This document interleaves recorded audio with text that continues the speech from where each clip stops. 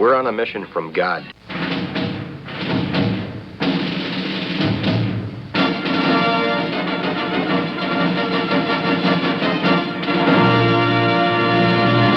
And now for something completely different.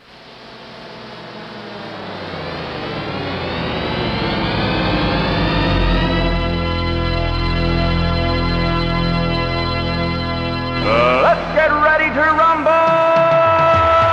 Yeah, baby, yeah!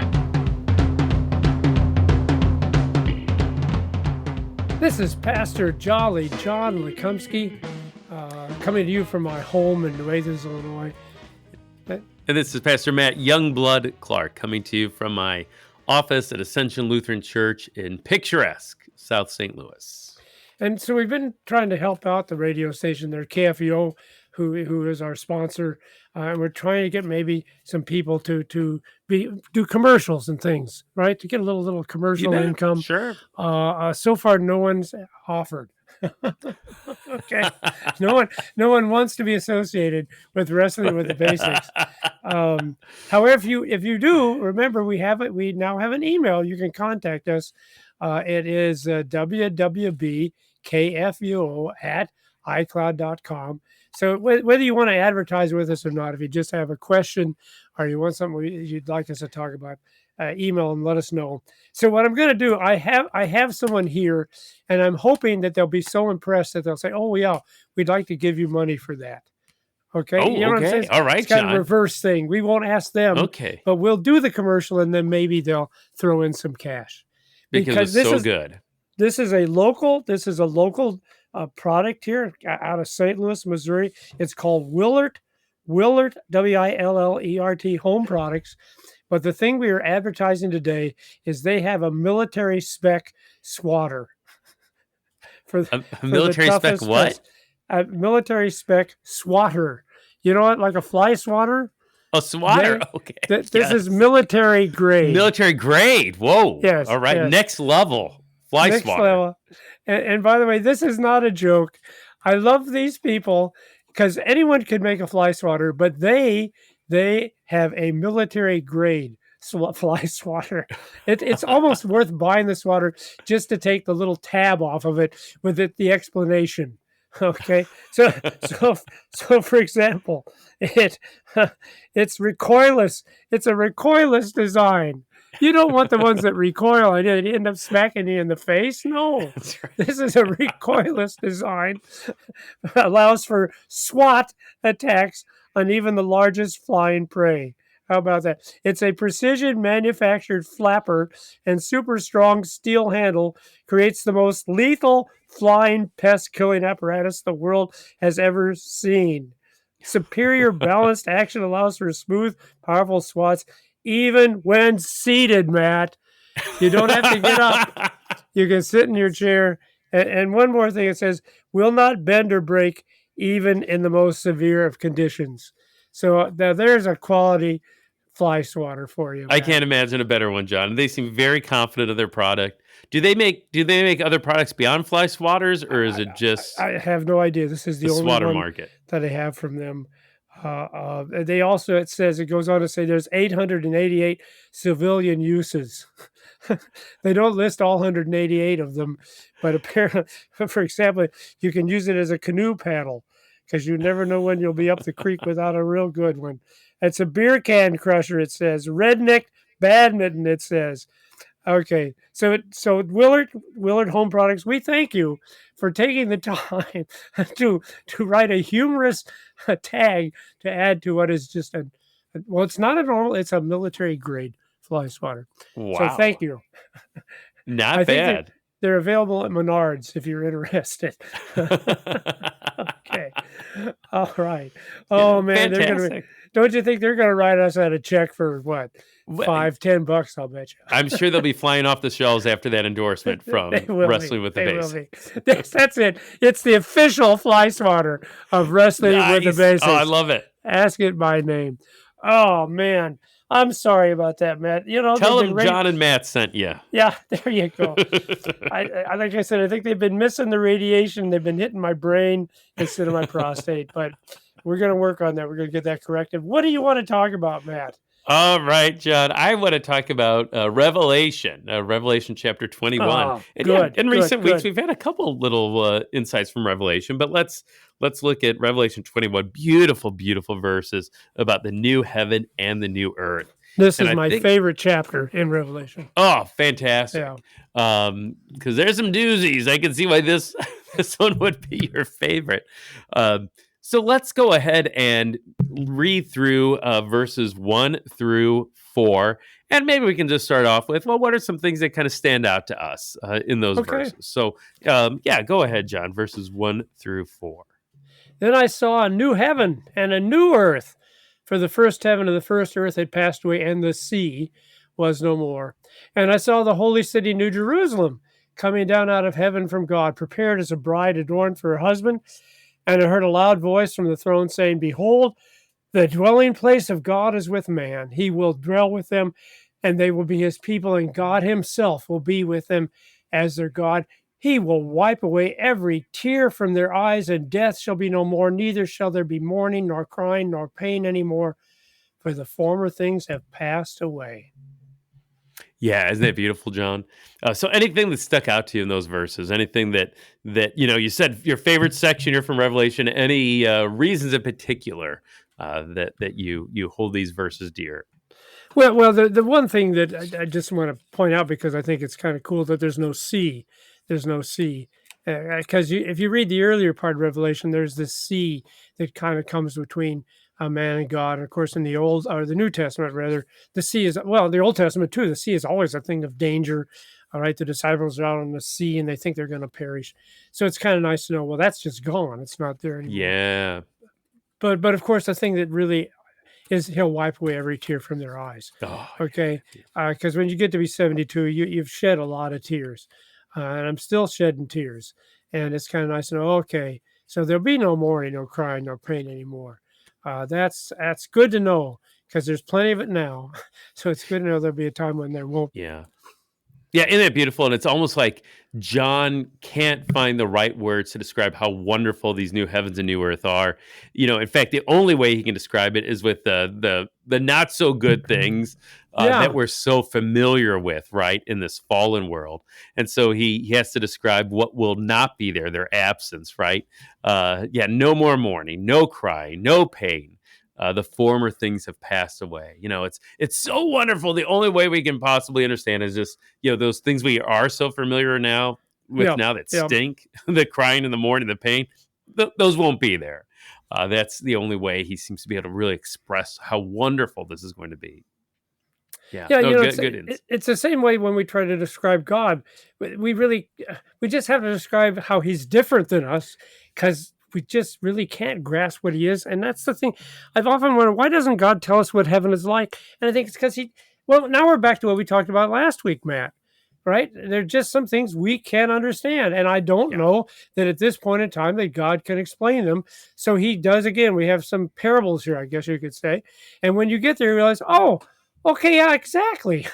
I understand exactly. But at this point, we couldn't really comprehend that. Yes, it's beyond our comprehension. We are fallen creatures in a fallen world. We can't comprehend a holy God and a holy heavens, right? Yeah. So yeah, I'm glad you bring that up, John, because I think it emphasizes this idea that there is this gap between us and God. Okay, Yeah. just to a certain extent, right? There is a gap between us and God, and it exists because of sin, because that first Yeah. sin of Adam and Eve. That we sometimes feel like God is at a distance, that there's this gap, and it's at least partly true.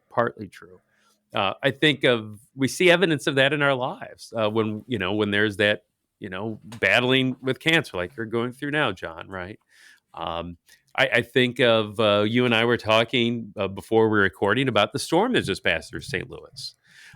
Boy, that's a reminder, right, that things aren't perfect here, and God might even feel like he's at a distance. Here in St. Louis, we had a storm passed through that was in the middle of May, and 1 minute, everything is beautiful, the sun is out, the breeze is blowing, and then a storm just passed through so quickly.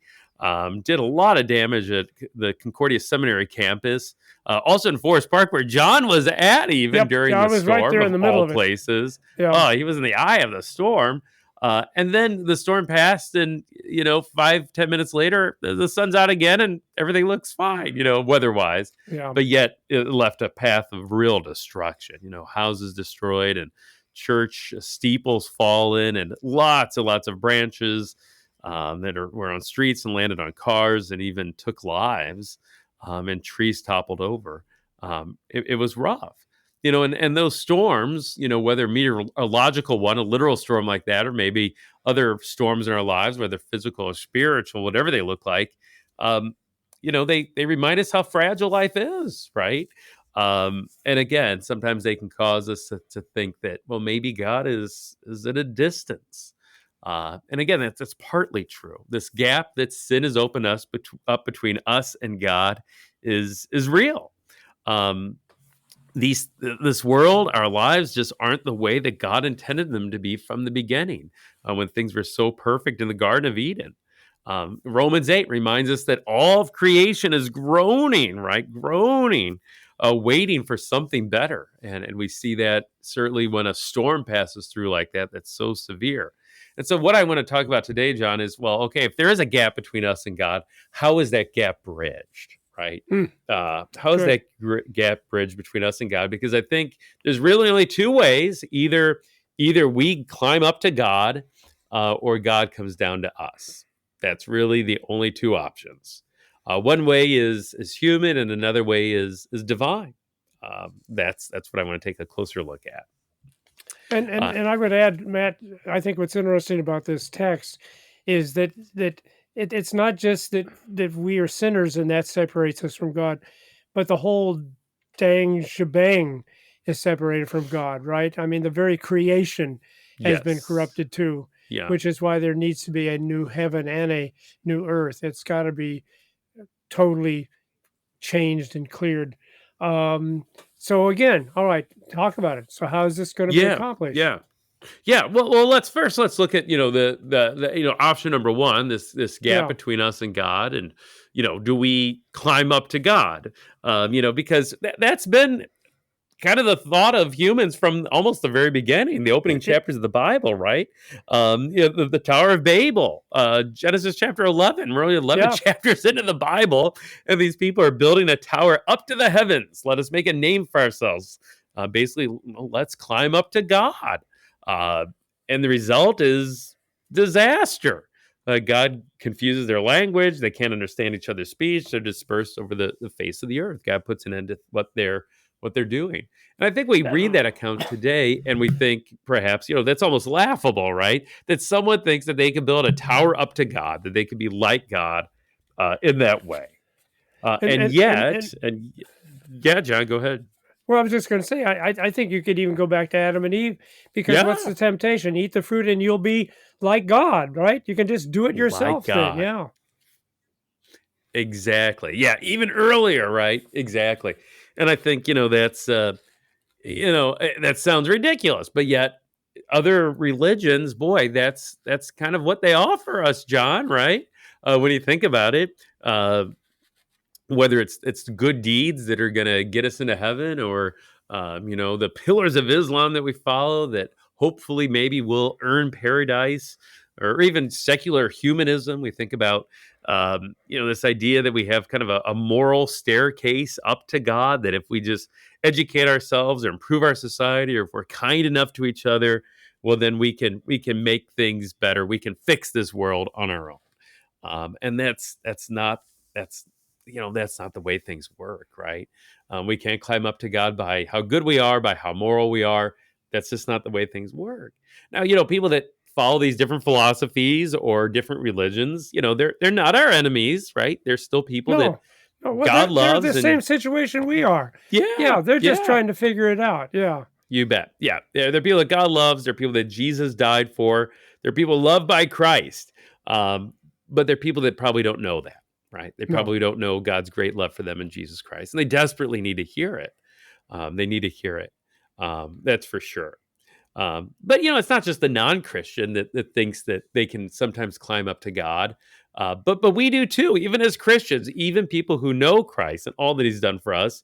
There's times where we think too that, yeah, if we're good enough, or if we work hard enough, or if we believe strongly enough, or we're pious enough and do things just right when it comes to whatever it is within the church, well, then we can bridge that gap between us and God. But as you and I know, John, hopefully, on our own, we're never enough. No matter how hard we try to climb, we can't reach God. Every tower we build, it's going to fall short. Every moral staircase, it just collapses under our own imperfection and sin. It's not going to work. So I think, again, a real temptation to try to climb up to God, whether it was Adam and Eve, whether it's the Tower of Babel, whether it's other religions, or whether it's even us as Christians sometimes thinking that, it's something that we do that can enable us to bridge that gap between us and God, that can enable us to climb up to Him, be like God. And that's just not how it is. It's not how it's possible to bridge that gap. That's not how it works. Well, and it's interesting that you Sean? mentioned that this is a problem for Christians, and ironically, Yeah. maybe even more so for Yeah. Christians or for other really, really religious people. Okay, Yeah. because if you look in the New Testament, who are the people that are furthest from God? It is actually the people that think they're the closest to God, right? It's the Yep. Pharisees, it's the scribes, it's the Sadducees. Yep. priests, it's the guy saying, "Thank God I'm not like that sinner." See, and you're right. I think it's one of the greatest dangers we have because, of course, we want people to come to church every day. No, not every day, every week. Well, sure, if they'd come every day, that'd be all right too. We wouldn't mind that. Even better. but at least once on a Sunday, But then that's the problem. Then we begin to think, oh yeah, I've done that. I've gone to church. I even say prayers in the morning and in the evening, and all of a sudden, that's what now has made me close to God. And no, that's actually what drives you away from God and from your neighbor too. That's to me, that's always the result of that. Then we begin to get proud and we begin to judge other people. And yeah, it's just exactly the opposite of what Christ wants for us in our lives. Yeah, exactly.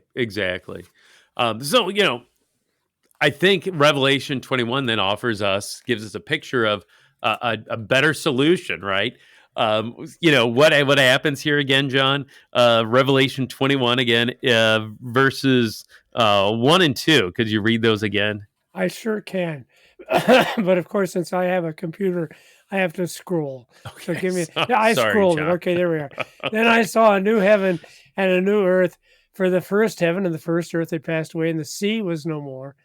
And I saw the holy city, New Jerusalem, coming down out of heaven from God. I think I see where you're going, Matt. Coming down out of heaven from God, prepared as a bride adorned for her husband. Yeah. So yeah, John, you probably saw that. Hopefully, our listeners saw that coming too.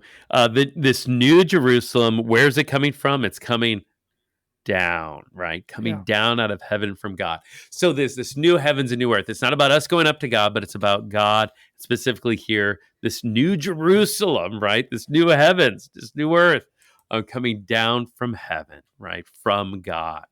Which I think is just beautiful, and that's how God operates. That's how God works.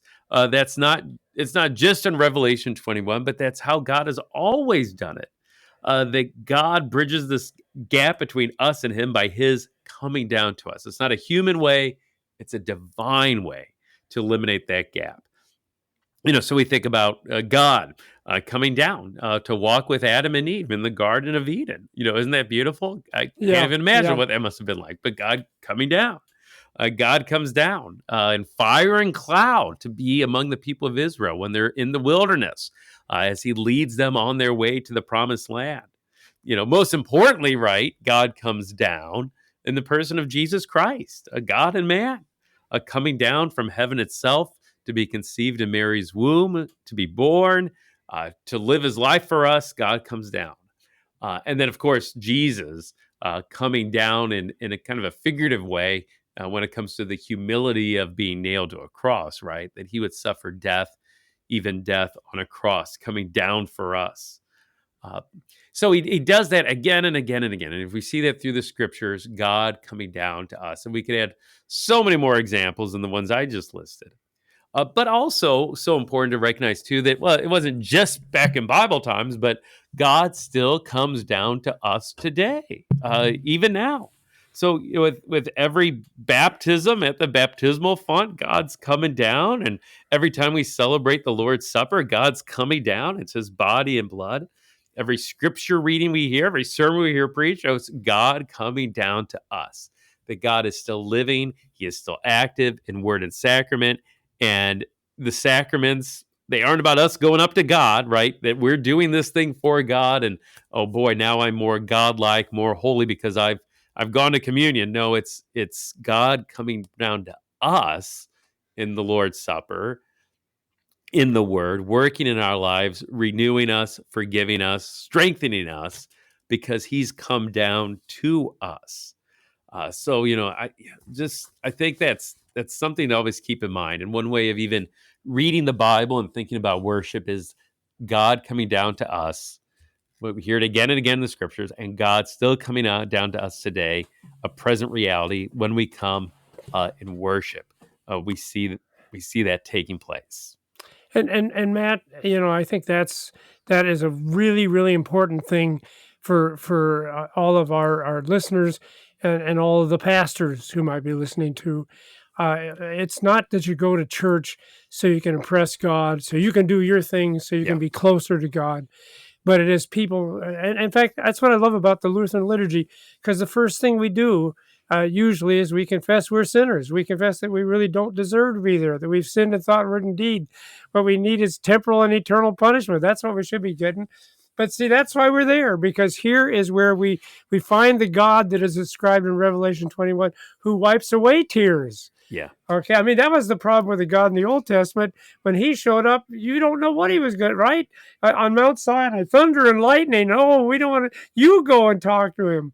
But no, that's the joy we have in Jesus, is knowing that we've gone to a God who is going to forgive us and make us worthy to go into heaven. He's doing the thing for us. And that's a really big problem, I think, especially for us as Lutheran Christians, because we are pretty dedicated and pretty faithful. And it's very, very important to us to remember that that's good. Faithfulness is a good thing. But what we're faithful in is in this faith that it's God who's restoring and forgiving us and preparing us for the time when we will be taken into the new heaven and the new earth. Yeah. And then that really is the final coming down, right? Yeah. That Jesus has come down, right? And we see God coming down again and again in the scriptures. He comes down to us in word and sacrament. But this final once and for all coming down is here in Revelation 21, where again, this new holy city, Jerusalem, coming down from heaven, and the new heavens and the new earth. And then after that, God doesn't have to come down anymore because we dwell with Him. Isn't it beautiful? Yeah. The dwelling place of God is with man, it says in Revelation. So after that, no, we're just with the Lord. He's with us. There is no more gap to be bridged. It's the new heavens and the new earth. There is no more sin. There is no more tears. There's no more mourning. We are with God. He is with us. There's no more gap. There's no more reason to come down. We're there in the new heavens and new earth. And again, we just don't know what that's like yet, John. We just haven't experienced that. It's always God has to come down to us. But we are together for all eternity, and it is going to be beyond imagination, beyond words. Yeah, and it is a reminder, Matt, that in a sense we already have that. Mm-hmm. In terms of the faith and the Spirit that God has placed in our hearts from baptism and strengthened ever after by His Word. I mean, the problem is in our flesh, that there is a gap there. A gap, by the way, that can't be surmounted. It just has to be killed. It's the same thing with the world we live in. That creation is corrupted. That gap, that's why you have to have a new heaven and a new earth. The former has passed away. That's all got to be gone. But I do think it's important to remember that we have that already in terms of the faith and the Spirit that God has given us. That part has no gap anymore at all. The gaps that we seem to experience, the doubts, for example, that I'm wrestling with right now in my cancer treatment, that's in my flesh. But remember what Jesus says, the Spirit is willing. Yeah, but the flesh is still weak. So we do need, and that's again why we need to go every week, because the flesh is still there. It's still troubling us. Yeah, so Yeah. this gap has been bridged between Yeah. us and God in Jesus Christ, our Savior, right?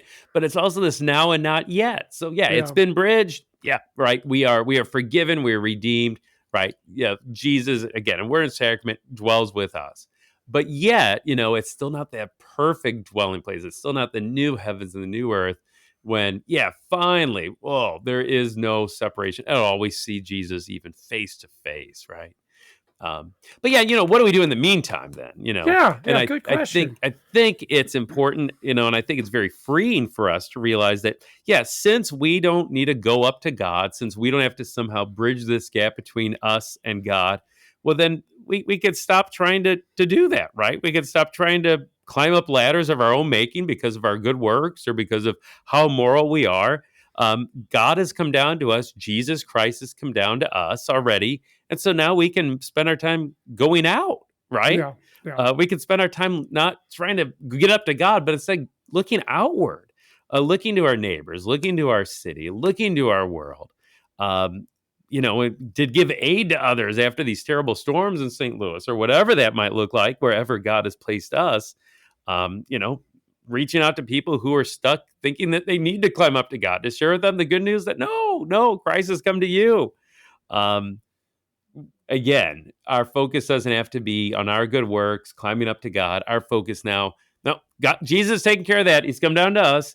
And now I am set free to look outward now to others, to our neighbor, to where God has placed me. How can I best serve my neighbor? So I think it's a really freeing message to know that, Jesus has come down to us. And at the end, there'll be that final coming down when he returns, and there'll be that new heavens and new earth. And I love the word freeing, because see, that's the thing.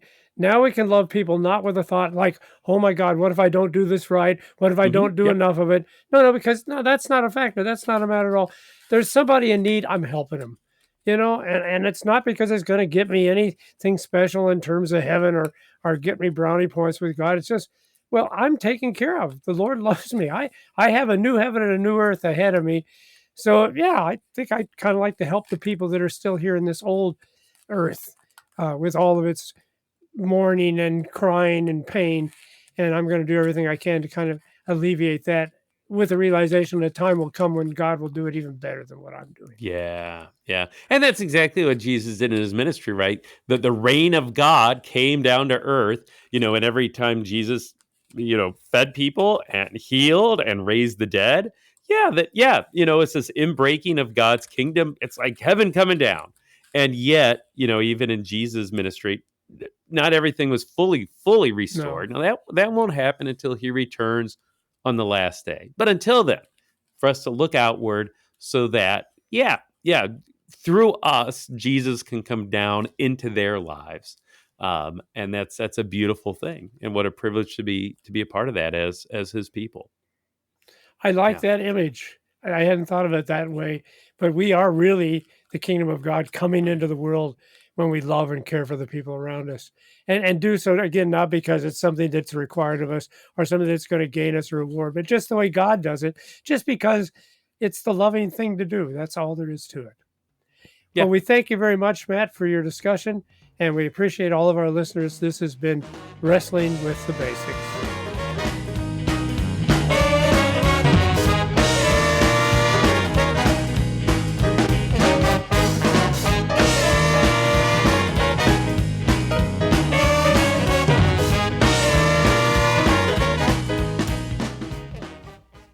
Showing support for KFUO is now easier than ever. You can sport a KFUO shirt, swag, or even socks by visiting our online store. Go to kfuo.org/store and order high-quality KFUO-branded merch. You no longer need to wait for our annual share-a-thon for a chance to show your KFUO spirit. Visually share and wear this ministry out in the world by checking out our selection. Every purchase helps to support our proclamation of Christ for you, anytime, anywhere. Go to kfuo.org/store.